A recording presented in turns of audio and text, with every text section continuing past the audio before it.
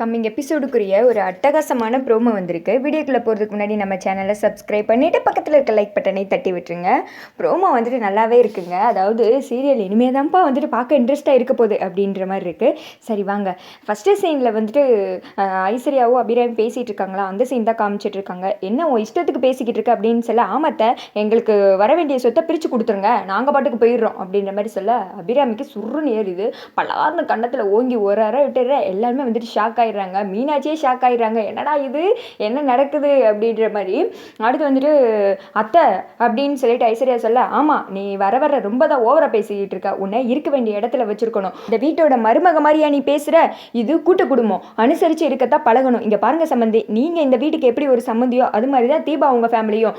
ஏன் எப்போ பார்த்தாலும் அவங்கள வந்துட்டு எதிரியாகவே பார்த்துட்டு இருக்கீங்க? நீங்கள் வந்துட்டு ஆரம்பித்து வச்ச பிரச்சனை தானே தான் இப்போ இவ்வளோ தூரம் வந்து நிற்கிது. நீங்கள் மட்டும் அன்றைக்கி அப்படி பேசலைன்னா அவங்க ஃபேமிலி இங்கே வந்திருக்கவே வந்திருக்காதே. ஏன் அவங்க வந்துட்டு இங்கே இருக்க போகிறேன்னு சொன்னாங்க, இங்கே இருங்கன்னு சொல்லி அவங்க வந்துட்டு கெஸ்ட் ஹவுஸில் தங்கிக்கிறேன்னு தானே சொல்கிறாங்க. அவங்களோட பெருந்தன்மையே உங்களுக்கு வர மாட்டேங்குது சம்பந்தி. இங்கே பாரு ஐஸ்வர்யா, இன்னொரு தடவை குடும்பத்தை பிரிக்கிறேன் அது இதுன்னு ஏதாவது பேசிக்கிட்டு இருந்தேன் வையி, அவ்வளோதான், மனுஷியாக இருக்க மாட்டேன். ஒழுங்காக ஒரு ரூமுக்கு போ, உன் வயிற்றுல குழந்தை இருக்குன்னு பார்க்குறேன், என்னை கோவப்படுத்தாத அப்படின்னு சொல்ல ஐஸ்வர்யா வந்துட்டு விறுவிறுன்னு கோவமாக அங்கே கிளம்பிடுறாங்க. ஒரு மாதிரி ஃபீல் பண்ணிவிட்டு அபிராமி நின்றுக்கிட்டு இருக்கேன். நாச்சியா நீ எதுக்கு கவலைப்படாத அப்படின்ற மாதிரி கார்த்தியோட அப்பா சொல்லிட்டு இருக்காங்க. அடுத்த சீனில் இந்த பக்கம் கார்த்தி தீபாவும் கெஸ்ட் ஹவுஸுக்கு கூட்டு போய் அவங்களாம் இருக்க வைக்கிறாங்க. ஜானகி வந்துட்டு ஒரு மாதிரி யோசிச்சுட்டே இருக்காங்க. அம்மா என்னம்மா யோசிக்கிறேன், உங்களுக்கு தேவையான எல்லா ஏற்பாடையும் பண்ணித்தரமா அப்படின்ற மாதிரி தீபா சொல்ல, இல்லை நான் வந்துட்டு அதை பற்றி யோசிக்கலை, நாங்கள் இங்கே வந்துட்டு இருக்கிற ஒவ்வொரு நிமிஷமும் உனக்கு ஏதாவது பிரச்சனை வந்துடுமோன்னு யோசித்தா தான் எனக்கு ஒரு மாதிரி கவலையாக இருக்குது. எவ்வளோ சீக்கிரம் நம்ம வீடு பார்க்க முடியுமோ அவ்வளோ சீக்கிரம் பார்த்து நம்ம இங்கேருந்து கிளம்பிடணுங்க. தீபாவுக்கு வந்துட்டு நம்ம இடைஞ்சலாக இருக்கக்கூடாது அப்படின்னு சொல்ல கார்த்தி சொல்கிறாங்க, என்னத்தை பேசிகிட்டு இருக்கீங்க நீங்கள், நான் வந்துட்டு உங்களை அப்படி இடைஞ்சலாம் பார்க்கல, அதான் அம்மாவே உங்களை இருக்குன்னு சொல்லிட்டாங்களா, அப்புறம் என்ன, நீங்கள் அதை நினச்சலாம் கவலைப்படாதீங்க, உங்களுக்கு என்ன உதவினாலும் என்கிட்ட கேளுங்க அப்படின்னு சொல்லி தீபா வந்துட்டு, ஆமாம்மா நீங்கள் எதுக்கு கவலைப்படாதீங்கம்மா, இனிமேல் உங்களை நான் தான் நல்லா பார்த்துக்க போகிறேன் அப்படின்ற மாதிரி தீபா கார்த்தி வந்துட்டு நல்லா பேசிகிட்டு இருக்காங்க. அடுத்து இங்கே கட் பண்ணி ரூமுக்கு போனால் இது நம்ம அபிராமி இருக்காங்க இல்லையா, ஐஸ்வர்யா பேசுனதே யோசித்து பார்த்துட்டு அப்படியே ப்ரெஷரை மண்டையில் ஏற்றிக்கிட்டு இருக்கு.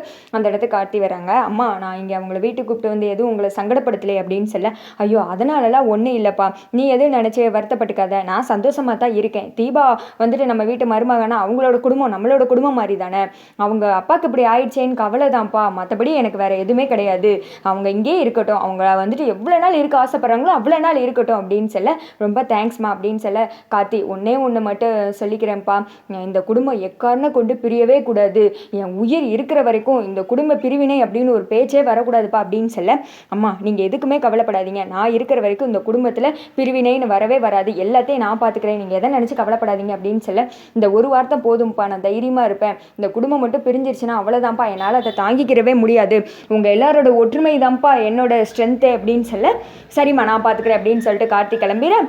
அபிராமி வந்துட்டு உட்காந்து யோசனை பண்ணிக்கே இருக்காங்க. அடுத்து வந்துட்டு அந்த பக்கம் தீபா வந்துட்டு அவங்க ஃபேமிலியோட பயங்கர சந்தோஷமாக இருக்காங்க. அதோட பார்த்தீங்கன்னா இந்த ப்ரோமோ வந்துட்டு முடிஞ்சிடுது.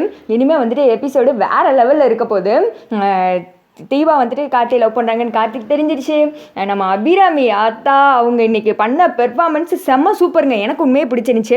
நீங்கள் வந்துட்டு உண்மையாக அபிராமியோட ஆக்டிங் வந்துட்டு இன்றைக்கி எப்படி இருந்துச்சுன்னு சொல்லுங்கள்.